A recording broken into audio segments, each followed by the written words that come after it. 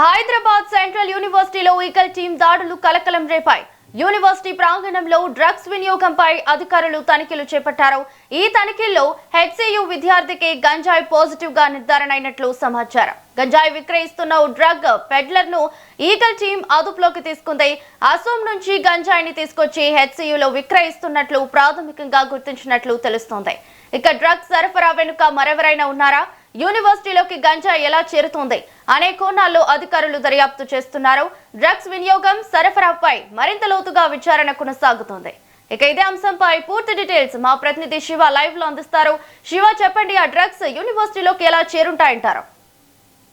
హెస్రవలి అయితే మరోసారి హైదరాబాద్లో సెంట్రల్ యూనివర్సిటీ అనేది హాట్ టాపిక్గా మారింది. ఇది మనం చూసినట్టయితే హైదరాబాద్ ఒక మెట్రోపాలిటన్ సిటీ కావడంతో ఇందులో యువత కూడా ఎక్కువ మోతాదులో ఉండడంతో ఈ యొక్క యువత అనేది కూడా చెడుదారులకైతే పడుతుంది.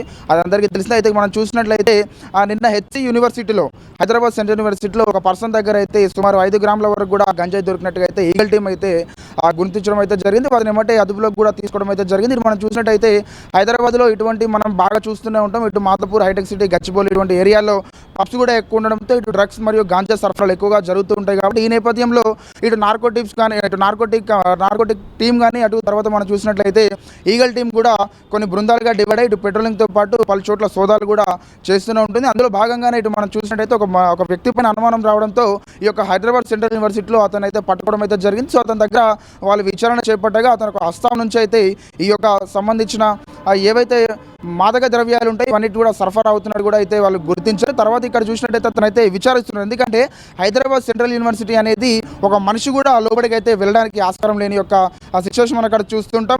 ఎప్పుడు కూడా టైట్ సెక్యూరిటీతో పాటు వందలాది కెమెరాస్ అక్కడ ఉంటాయి. కానీ ఈ యొక్క మనం చూసినట్టయితే అందులోకి లోపలికి ఏ విధంగా స్టూడెంట్స్కి అయితే ఈ యొక్క డ్రగ్స్ కానీ ఇటువంటి గంజాయి కానీ ఏ విధంగా అయితే సరఫరా అవుతున్న కోణాల్లో అయితే పోలీసులు అయితే ఇప్పటికే ఇంకా విచారణ అయితే చేపడుతున్నారు. ఎందుకంటే ఇప్పుడు ఆల్రెడీ ఒక పర్సన్ అయితే దొరికి అతని దగ్గర 5 గ్రాముల వరకు కూడా 5 గ్రాముల వరకు కూడా గాంజాని అయితే సీజ్ చేయడం అయితే జరిగింది. ఇంకో 17 మంది కూడా ఉన్నట్లుగా అయితే అనుమానం కూడా ఉన్నట్టుగా అయితే పోలీసులు అయితే వారి యొక్క ఎఫ్ఐఆర్లు అయితే నమోదు చేయడం అయితే జరిగింది.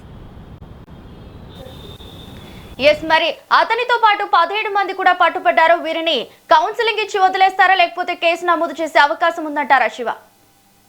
ఆ యొక్క విచారణ ఏదైతే విచారణ భాగంగా వారందరి దగ్గర కూడా ఇప్పుడు ప్రస్తుతానికి అయితే ఆ 17 మందిలో ఒకరి దగ్గర మాత్రమే ఆ యొక్క 5 గ్రాముల గాంజాయి అయితే దొరికింది. కాబట్టి మిగతా మంది దగ్గర దొరకలేదు. కాబట్టి ఆ యొక్క విచారణ భాగంగా వారు కూడా ఏమైనా విక్రయిస్తున్నారా, లేదా వాళ్ళు కొనుక్కుంటున్నారా, లేదా వారికి ఎక్కడైనా దొరుకుతుందా అనే అన్ని కోణాలపైన కూడా పోలీసు వారు అయితే విచారణ చేపడతారు. విచారణ చేపట్టిన తర్వాత తదుపరి యాక్షన్ అయితే తీసుకునే అవకాశాలు అయితే మనకు కనిపిస్తున్నాయి. రావాలి. Thank you Shiva.